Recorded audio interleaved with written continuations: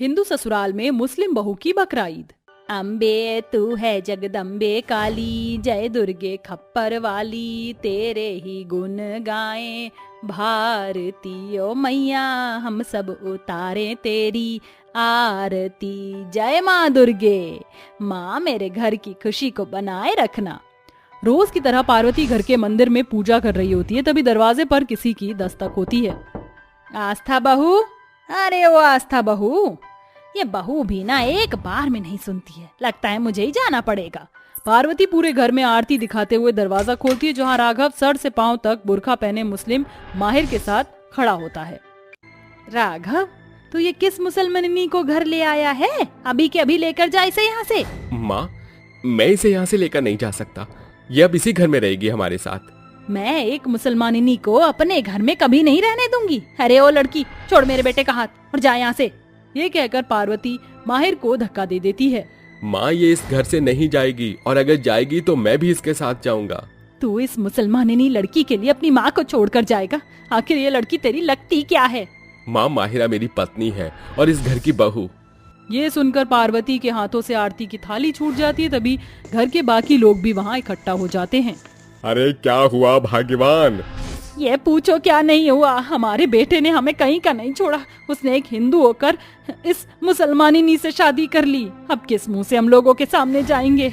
मेरी एक बात सुन ले राघव, मैं मरते दम तक इस मुस्लिम लड़की को अपनी बहू कभी नहीं मानूंगी। अम्मी जान, हमारी बात तो सुने, अल्लाह के लिए हमें खुद को साबित करने का एक मौका तो दें। माहिर के लाख कहने पर भी कोई उसकी नहीं सुनता और सब वहाँ से चले जाते हैं। अगले दिन माहिर सुबह सवेरे उठकर नमाज पढ़कर दुआ करती है। या अल्लाह, सुना है तेरे घर में देर है अंधेर नहीं, रहम कर खुदा, ताकि मैं अपने रूठे हुए ससुराल वालों को मना सकूं। माहिर पूरे घर मंदिर की सफाई करके सभी के लिए चाय नाश्ता बना रही होती है। तभी पार्वती और आस्था किचन में आते हैं। किससे पूछकर तूने मेरी किचन में कदम रखा? अम्मी जान, आप खफा क्यों हो रही हैं? मैं तो बस सभी के लिए खाना बना रही थी।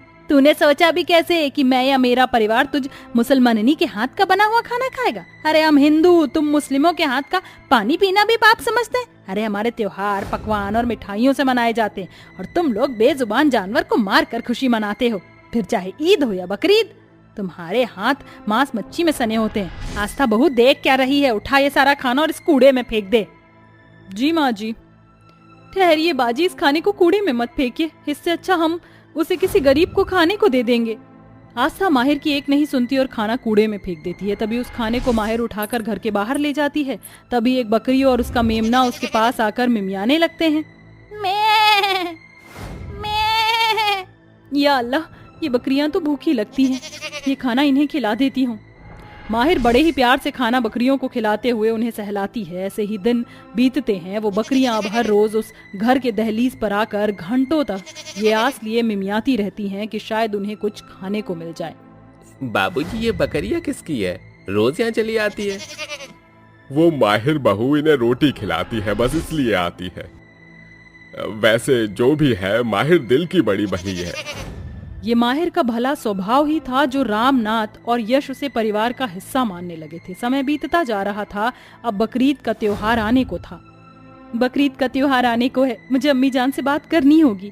माहिर अपनी सास के पास जाकर उससे कहती है, अम्मी जान, बकरीद आने वाली है। ये ससुराल में मेरी पहली बकरीद है। इस मौके पर गरीबों में खैरात बांटना बहुत ही नेक परस्त काम होता है। आप मुझे कुछ पैसे दे दीजिए ताकि मैं उन्हें खैरात बांट सकूं और बकरीद की तैयारी अभी से कर सकूं।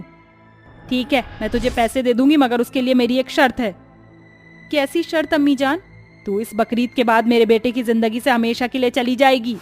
ये सुनकर माहिर की आंख आंसुओं से भर जाती है और वो रोते हुए कहती है, अल्लाह के लिए ऐसा ना कहीं अम्मी जान, हम राघव से बेपनाह मोहब्बत करते हैं, हम उनके बगैर नहीं जी पाएंगे। अगर तुम देवर जी से इतना ही प्यार करती हो तो छोड़ दो अपना कौम और कुरान और हिंदू बन जाओ हमेशा हमेशा के लिए, फिर हम तुम्हें इस परिवार का हिस्सा बना लेंगे। बाजी, आपको तकाजा भी है कि आप मुझसे मेरी शनाख्त छोड़ने को कह रही हैं। मैं ऐसा नहीं कर सकती, और जब मैं मुस्लिम होकर आप लोगों को अपना मान सकती हूँ तो आप लोग मुझे क्यों नहीं कबूल कर सकते? हाँ, एक तरफ तो तुम देवर जी से प्यार करने के दावे कर रही हो और दूसरी तरफ उनके लिए इतना भी नहीं कर सकती। रहने दे आस्था बहू, ये मुसलमानी क्या जाने रिश्तों का मोल। अब बकरा ईद मनाना तो दूर, मैं तुझे अपने घर का एक दाना भी नसीब नहीं होने दूंगी ताकि तू मेरे घर से चली जाए। उस रात सभी साथ मिलकर खाना खा रहे थे, मगर माहिर भूखी प्यासी अपने कमरे में बैठी रही। बड़ी बहू क्या बात है, छोटी बहू दिखाई नहीं दे रही? क्यों जी, तुम क्यों उस मुसलमाननी को इतना खोज रहे हो? हाँ, मैं तो बस पूछ रहा था। ठीक है, मैं सोने जा रहा हूँ। माँ जी, इतना खाना बच गया है, क्या करूँ? ये देवरानी जी को दे आऊं? कोई जरूरत नहीं है बड़ी बहू, उस मरजानी मुसलमानिनी को खिलाने से अच्छा ये खाना गली के कुत्तों को डाल दे।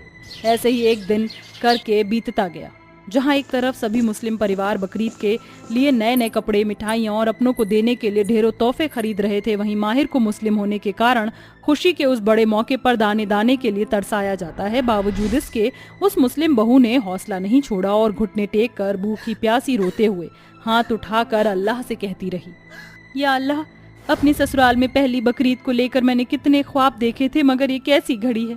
हर साल मैं बकरीद पर गरीबों को खैरात बांटती थी, भूखों को खाना खिलाती थी, मगर इस साल की बकरीद मुझ बहू के लिए जैसे कयामत बन गई है। रहम कर खुदा, तेरी नेमत बड़ी है, कुछ ऐसा करके मेरे ससुराल वाले मुझे बहू कबूल कर लें। माहिर रोते हुए बोझिल मन से दुआ करती, तभी अचानक से उसे कमरे के बाहर से चीखने की आवाज आती है और वह बाहर आकर देखती है कि रसोई घर आग की लपटों में लगातार जल रहा है और आग घर के हिस्से में फैलती जा रही है। हे माता रानी, ये क्या हो गया? माँ जी उठिए। या अल्लाह बाजी, ये सब कैसे हुआ? माहिर किचन में अचानक सिलेंडर फट गया है, लगता है आज हम सब मर जाएंगे। लगातार आग और धुआं बढ़ता जा रहा था। माहिर सभी को घर से बाहर बचा कर लाती है, इतने में फायर ब्रिगेड वाले आकर आग बुझाते हैं। भूखी प्यासी माहिर अपने ससुराल वालों की सलामती की दुआएं मांग रही थी। काफी देर बाद सभी होश में आते हैं। या अल्लाह, तेरा लाख लाख शुक्र है जो तूने मेरी दुआ सुन ली। अम्मी जान, अब्बू जान, आप सब ठीक हैं? माहिर बहू, मुझे माफ कर दे, मैंने तुझे मुस्लिम जानकर तुझे ठुकरा दिया, तेरे साथ गलत किया, मगर तूने हमें आज जिंदगी दी है। अब हम सब साथ मिलकर बकरीद मनाएंगे। ये सुनकर मुस्लिम बहू की आंखें खुशी से भर आती हैं, जिसके बाद पार्वती अपनी मुस्लिम बहू माहिर को उसकी पसंद के नए कपड़े, गहने खरीदती है। वहीं आस्था सभी के लिए बकरीद पर खास पकवान बनाती है और सभी बकरे की कुर्बानी के साथ अल्लाह का नाम लेकर एक दूसरे के साथ बकरीद की खुशियाँ बांटते हैं। सास बबीता के 2 बेटे थे, जिनमें से एक बेटे का 1 साल पहले देहांत हो गया था और दूसरा बेटा गौतम इतना ज्यादा नशेड़ी बाज था कि वो नशे की हालत में ही अपनी गर्भवती पत्नी प्रियल पर भी कभी कभार हाथ उठा दिया करता था। साथ ही प्रियल की 5 साल की राधिका नाम की बेटी थी, जिस पर जेठानी किंजल बहुत ज्यादा जान छिड़कती थी, क्योंकि वो बेऔलाद विधवा थी। ऐसे ही एक दिन जेठानी और देवरानी खाना बना रही थी, तभी सास बबीता कहती है, अरे प्रियल बहू, मैंने तुमसे कितनी बार कहा है, तू काम मत किया कर, तेरा 6ठा महीना चल रहा है गर्भ का, अब तुझे अपने बच्चे का और भी ज्यादा ख्याल रखना है। बड़ी बहू, तू इसे कुछ कहती क्यों नहीं है? माँ जी, मैं इसे बहुत समझाती हूँ, लेकिन ये मेरी बात सुनती ही नहीं है। हाँ तो दीदी, आपका हाथ बटाने में कैसी झिझक, और वैसे भी गर्भवती में काम कर लेना चाहिए, बच्चा हष्ट पुष्ट रहता है। मम्मी मम्मी, भूख लग रही है बहुत तेज की पेटू में, कुछ दो ना मम्मी, कुछ दो। अभी देती हूँ बेटा, खाना बन रहा है, इंतजार कर ले थोड़ा सा। नहीं मम्मी, बहुत भूख लगी है, कुछ दे दो ना। प्रियल, इसको दूध दे देती हूँ, जब तक पी लेगी, इतने में खाना भी बन जाएगा। हाँ दीदी, ये बिल्कुल ठीक रहेगा। फिर किंजल जैसे ही पतीले में से दूध लेती है, लेकिन पतीला तो खाली पाती है। ये देखकर प्रियल अपनी अलमारी में से पैसे लेकर आती है, लेकिन उसके सारे पैसे खत्म हो जाते हैं। वो छोटी छोटी जगह पर पैसे चेक करती है, पर नहीं मिलते हैं, और वो अपनी जेठानी से कहती है, दीदी, मैं तो भूल गई थी, घर में जितने भी पैसे हैं वो धीरे धीरे खर्च हो चुके हैं, और जो पैसे मैंने बचाए थे वो गौतम ने शायद अपनी शराब के लिए खर्च कर दिए। घर में बिल्कुल पैसे नहीं है, और नशे की लत में तो इन्होंने काम करना भी छोड़ ही दिया है लगभग। पता नहीं कैसा छोरा है मेरा, एक ही तो बेटा, उससे उम्मीद है, और ये भी ऐसे नशे के चक्कर में लगा है। ये नहीं कि अपने परिवार को देखे, 5 साल की बेटी है एक, और बच्चा दुनिया में आने वाला है। आज मैं इससे बात करूंगी। मम्मी मम्मी, मुझे भूख लग रही है, दो ना दूध दे दो। मेरी गुड़िया, मैं तुझे एक कहानी सुनाऊं? मम्मी खाना लेकर आ रही है। प्रियल, मैं इसको बाद में लगाती हूँ, तुम जब तक जल्दी से खिचड़ी ले आना। ऐसा कहकर किंजल राधिका को कहानी सुनाकर उसका भूख से ध्यान हटाती है। इतने में प्रियल खाना लेकर आती है और राधिका उसे खिला देती है। फिर सास बहू बैठकर खाना खाती हैं। घर में गरीबी की मायूसी छा गई थी। इस वक्त गौतम से उम्मीद थी, और शाम को फिर नशे की हालत में गौतम घर आता है। अरे बड़े दिनों बाद मिली है ये दारू। दे भाई दारू, दे भाई दारू, जश्न बनाओ सब। अब मैं काम भी नहीं करूंगा, मेरे मालिक ने मुझे निकाल दिया। अब हाँ, मेरे मालिक ने मुझे निकाल दिया तो मैं काम नहीं करूंगा। कमबख्त तू फिर से दारू पीकर आ गया।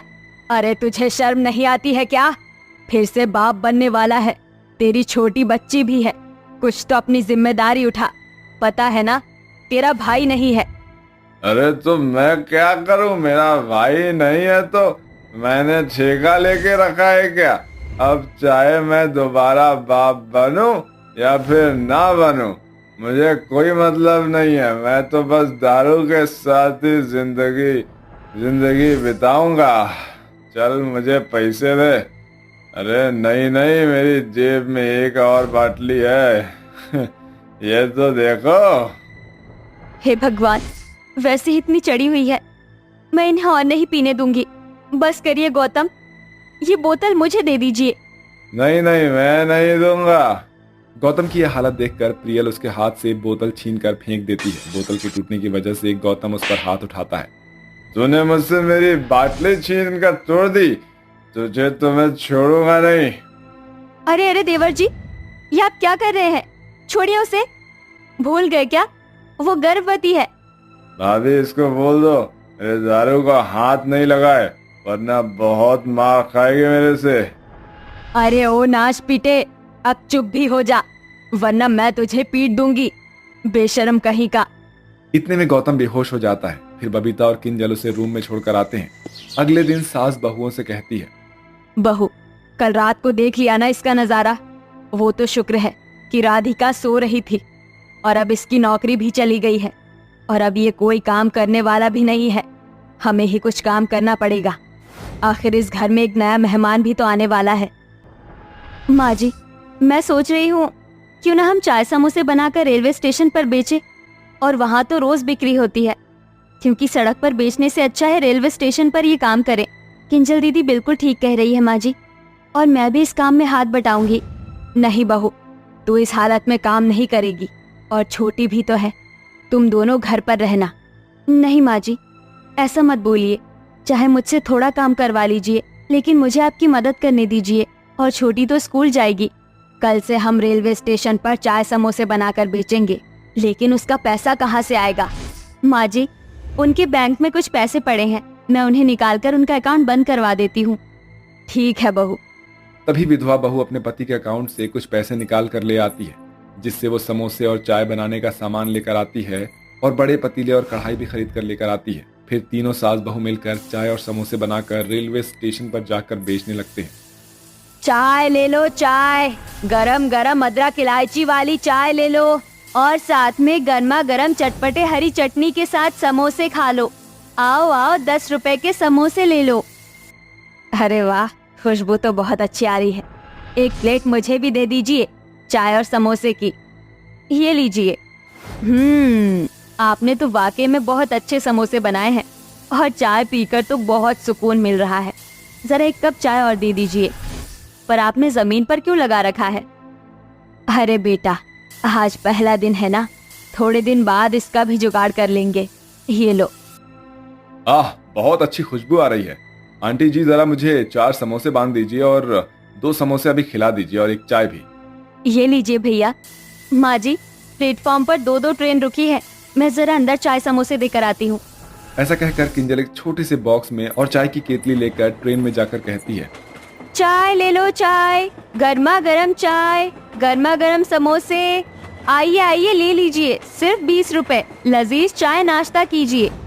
अरे आपका चाय नाश्ता तो काफी स्वादिष्ट लग रहा है, खुशबू तो बहुत ही गजब की आ रही है। जरा मेरी तरफ से डब्बे में बैठे आसपास के सभी लोगों को दे दीजिए। और हाँ, ये लीजिए आपके 500 रुपए। हाँ जी भैया, अभी देती हूँ मैं सबको। अरे वाह, कितने अच्छे इंसान है ये, यहाँ तो 500 रुपए मिल गए एक झटके में।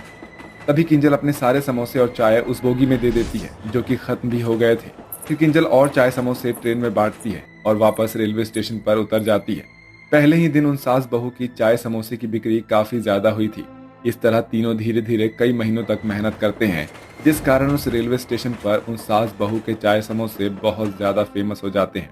बहुत सारे लोग ट्रेन से उतरकर उनके चाय और समोसे का आनंद लेते थे।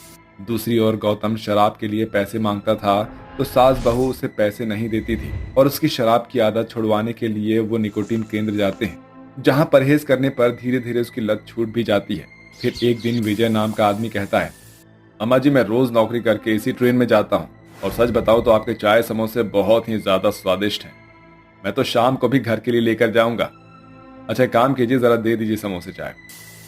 हाँ बेटा बोलो। दादी दादी मुझे भूख लग रही है, एक समोसा मैं ले लूं? हाँ बेटा। बड़ी बहू अब कभी भी प्रियल को हॉस्पिटल लेकर जाना पड़ सकता है। माँ जी आप चिंता मत कीजिए, मैंने सारा इंतजाम कर लिया है और इतने समय में हम पैसे तो जोड़ रहे हैं और अब तो देवर जी की आदत भी छूट चुकी है। आज बोल रहे थे कि काम की तलाश में जाऊंगा। भगवान का शुक्र है ये सही रास्ते पर आ गए। माँ जी मुझे बहुत दर्द हो रहा है, लगता है हॉस्पिटल जाना है। बहू तू ये सारा सामान बांध दे, मैं हॉस्पिटल लेकर जाती हूँ इसे। ऐसा कहकर बबीता अपने बहू को हॉस्पिटल ले जाती है। वहीं किंजल राधिका को लेकर रेलवे स्टेशन पर अपने चाय समोसे की दुकान बंद करके हॉस्पिटल पहुंचती है, जहां गौतम भी आ जाता है। कुछ देर बाद प्रियल एक प्यारे से बेटे को जन्म देती है, जिसे देखकर पूरा परिवार खुश हो जाता है। अरे वाह, हमारा परिवार पूरा हो गया, मैं तो दादी बन गई, बल्ले बल्ले। इस तरह मशहूर गरीब सास बहू रेलवे स्टेशन पर चाय समोसे बेचकर धीरे धीरे अपने घर की स्थिति को बेहतर कर लेती हैं और अब वो रेलवे स्टेशन पर दुकान लगाती थी। साथ ही गौतम अपनी जिम्मेदारियां समझकर एक नई जगह नौकरी करता है।